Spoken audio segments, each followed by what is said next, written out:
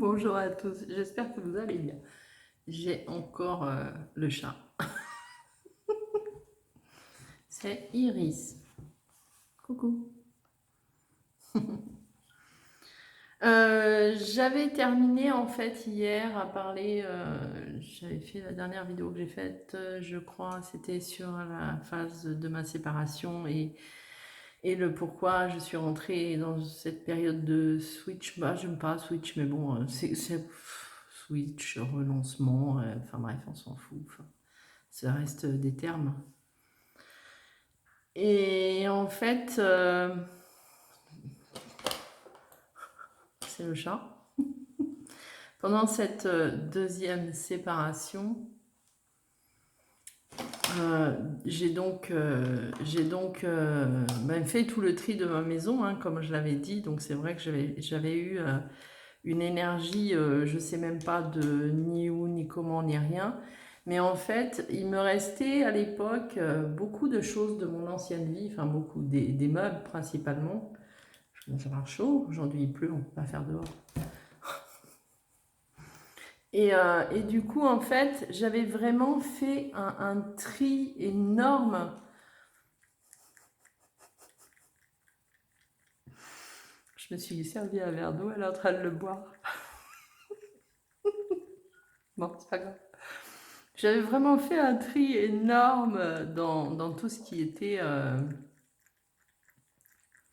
de ma vie d'avant, hein, que ce soit tous les papiers, que ce soit tous les meubles. J'avais déjà fait plusieurs fois.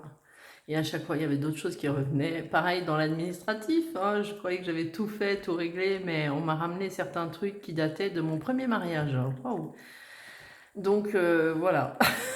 Donc j'ai vraiment fait un gros tri à ce moment-là. Et puis comme je l'avais expliqué, c'est au bout de 10-15 jours que je me suis aperçue que ma moitié n'était pas rentrée à la maison. Alors je pense que la douleur, en fait, c'est la douleur qui a pris le dessus.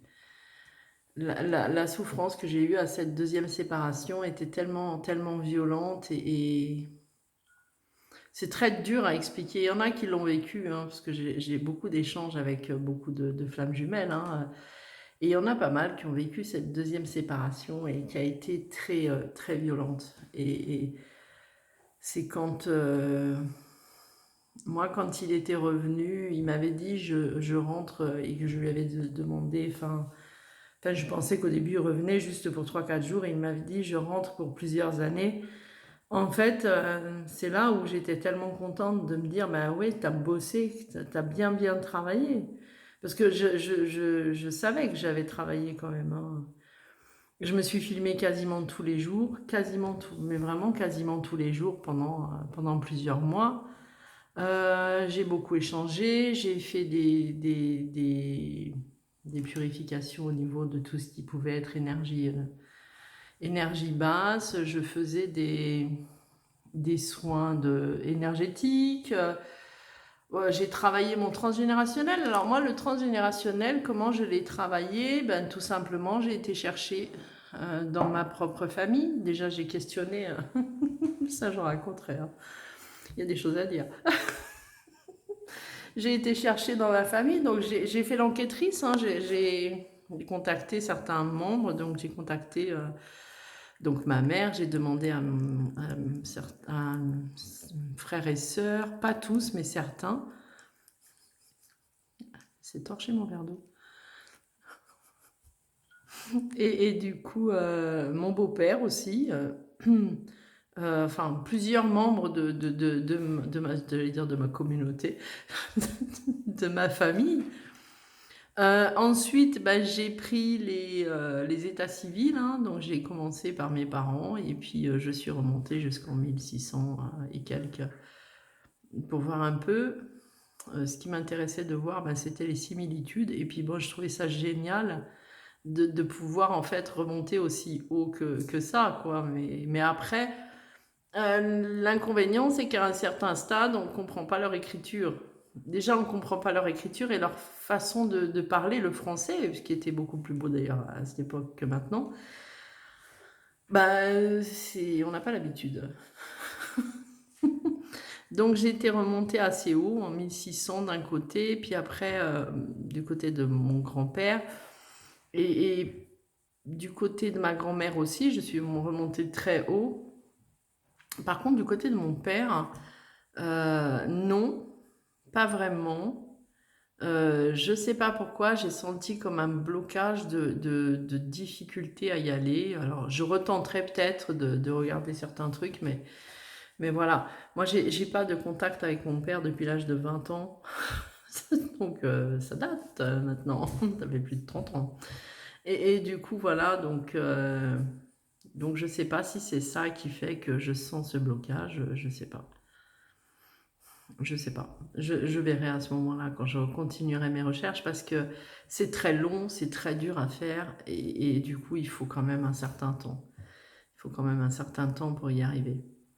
Euh, donc, pour en revenir à ce que je disais, donc c'est vrai, donc j'ai travaillé ça, hein, j'ai été vraiment chercher les choses. J'ai fait l'enquêtrice de ma propre vie et en me filmant, puisque je me filmais depuis la première séparation, je me suis auto-analysée beaucoup, hein, donc chaque vidéo que j'avais faite, je les ai regardées une par une, je les ai réécoutées, et quand j'ai senti que bah, ça n'avait plus lieu d'être, je les ai effacées. Certaines, je les ai gardées, mais sinon, il y en a pas mal que j'ai effacées. Voilà.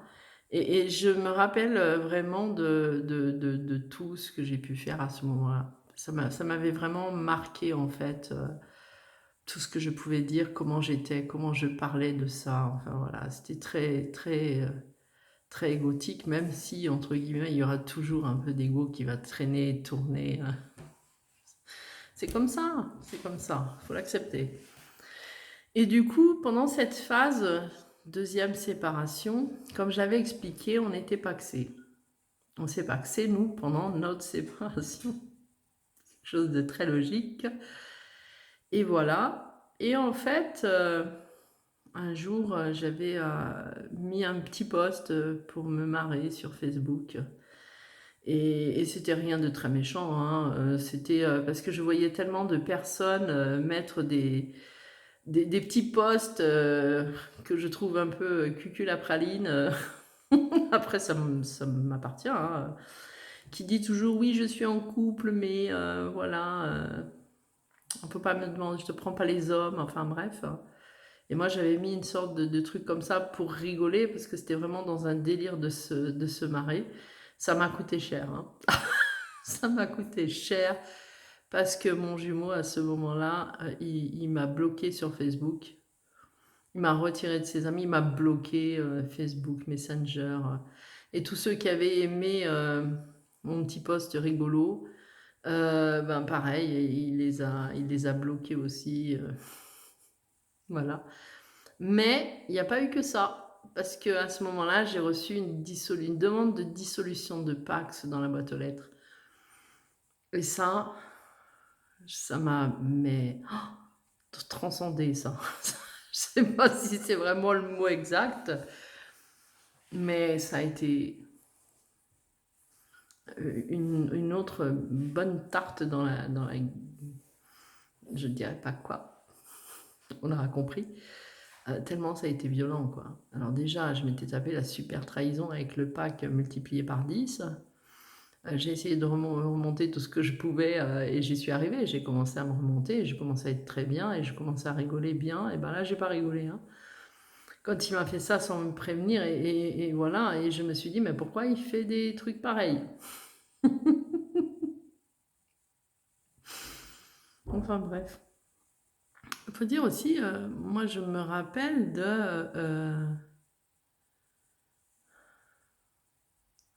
je-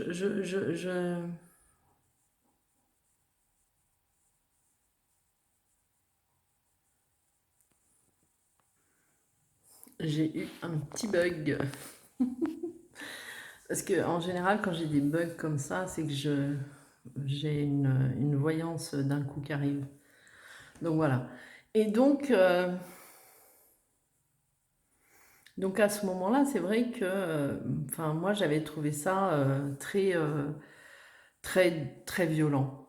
Très violent. Et je comprenais pas, d'autant plus que moi, en fait, quand il est parti, enfin, la deuxième fois, J'ai mis plus d'un mois et demi avant de me déclarer seule à la CAF.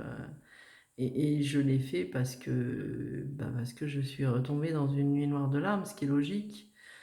Et que je devais me sortir moi-même en fait au niveau financier, mais ça a été très très très très difficile de le faire. Je m'en suis voulu, j'avais l'impression de l'abandonner, enfin bref, tout le truc de culpabilité, etc. Et voilà, et j'avais mis beaucoup de temps.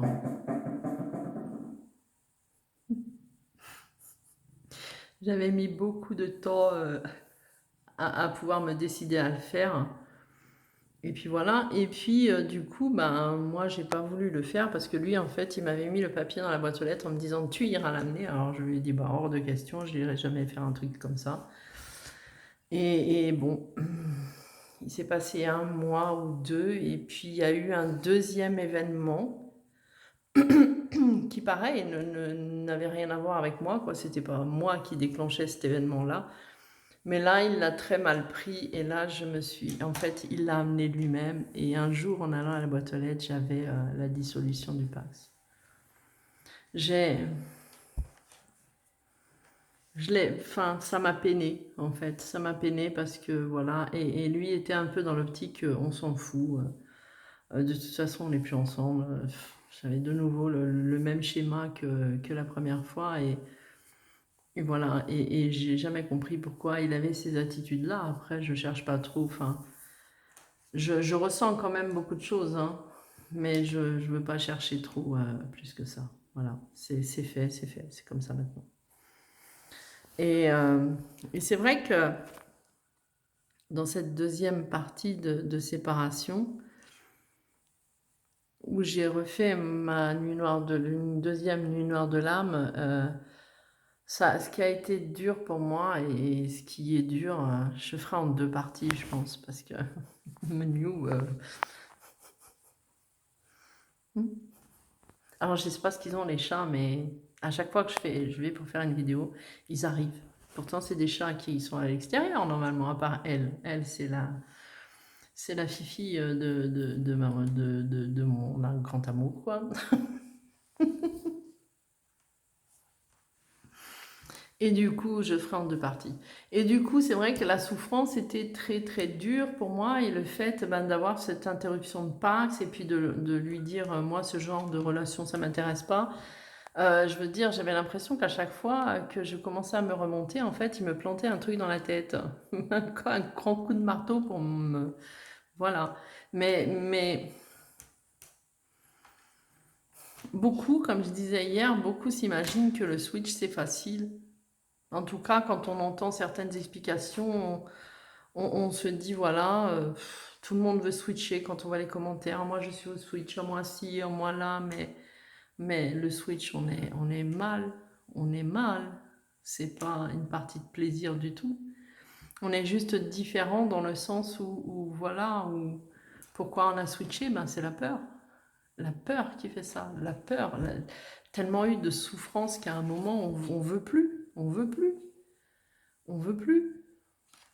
Moi, c'est ça en fait qui a fait que je voulais plus. Je veux plus souffrir. Je veux plus. C'est pas possible. Et en même temps, on sait que c'est pas possible justement parce que justement on veut plus. Donc c'est assez des énergies assez contradictoires parce qu'on ne veut plus souffrir, mais en même temps on sait qu'on ne pourrait plus souffrir parce on laisserait plus faire. On est positionné dans quelque chose. Moi, je lui avais dit que voilà, ça changeait pas du tout l'amour que j'avais pour lui, qu'il n'y avait rien qui pouvait changer ça. Il y a personne qui pourra changer ça. Il n'y a rien qui pourra enlever ce lien, il n'y a rien du tout. Et c'est vrai que on travaille sur soi, on se bouffe. Moi, je me suis bouffé au moins 2000 vidéos hein, depuis un certain temps, je crois un an et demi. Enfin, voilà, j'ai fait énormément de travail sur moi. Bien évidemment, il en reste encore. Je suis allée questionner ma famille. Enfin voilà, là, je suis à la recherche de mon père. Voilà, donc je vais pas passer une annonce, hein, mais il faut que je trouve le moyen de trouver mon père.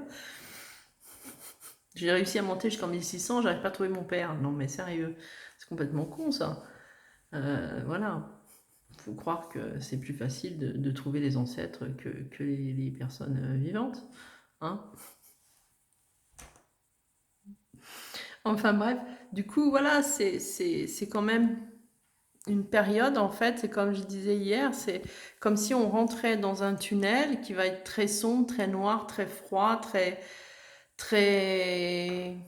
avec beaucoup d'embûches, beaucoup d'obstacles on va surmonter dans le noir. Et puis, au fur et à mesure où on avance, et ben, on se libère de certaines choses, on arrive à voir le bout du tunnel, on commence à voir à l'extérieur, on recommence on se reconstruit petit à petit. Moi, la deuxième séparation, je suis tombée face à la première, ça m'a explosé, explosé. Au niveau de mon corps, je me suis retrouvée, et c'est vrai que c'était très bizarre d'ailleurs, c'est maintenant que je calcule ça, mais c'était très bizarre parce que, je l'ai dit, je suis tombée la face la première, et en fait, comme si j'étais explosée de partout. Et en fait, pendant cette période-là, j'ai eu des douleurs physiques de partout. J'avais des douleurs dans la mâchoire, en fait, tout ce qui est mâchoire, tout ce qui est gencive, des gros maux de tête, des douleurs cervicales, des douleurs aux omoplates, j'ai eu des douleurs dans le ventre, des points de côté, des douleurs aux genoux, des tendinites dans les deux épaules, dans certains orteils, dans les chevilles, enfin les genoux, enfin voilà. Et ça correspondait très bien à ce que j'ai dit. C'est-à-dire, je suis tombée, je me suis explosée. Et en fait, ben, tout ça était pareil, toutes les douleurs étaient là. Donc, quelque part, quand on dit des choses, quelquefois, ben, ça représente bien la réalité. Ça représente bien la réalité. Enfin, c'était affreux. Je commence à sortir de cette phase noire où je suis très contente, et c'est à partir du moment où je me suis dit maintenant, et on m'a beaucoup encouragée, hein, j'étais beaucoup encouragée par certaines personnes à le faire, pour dire de se faire plaisir, en fait, de se faire plaisir à soi. Quand j'étais plus jeune, hormis le fait que je regardais beaucoup Cendrillon et que je me disais que j'aurais un prince charmant, je me disais, moi, je veux faire de la télé et je veux être célèbre. Je veux être un acteur.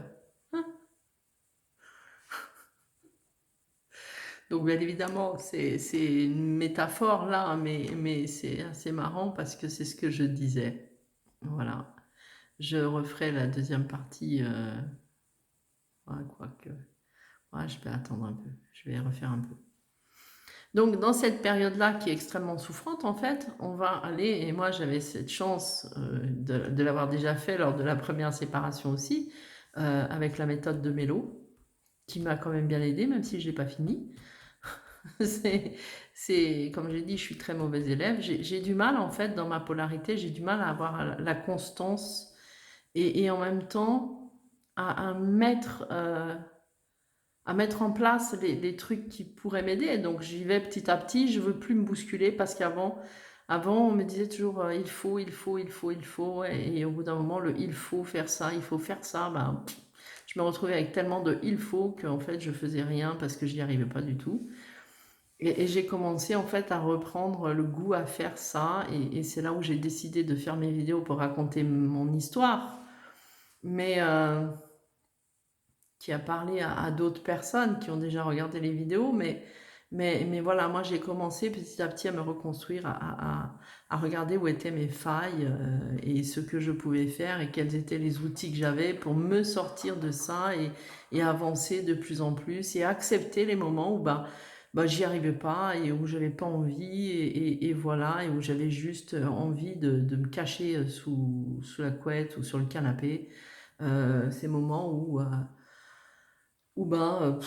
on se lève le matin et en fait,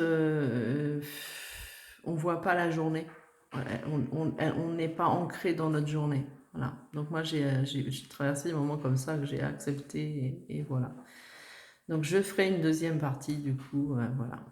Bien, je vous remercie d'avoir regardé celle-là et puis je vous souhaite une très belle journée. Après, ben, vous pouvez vous abonner, vous pouvez cliquer.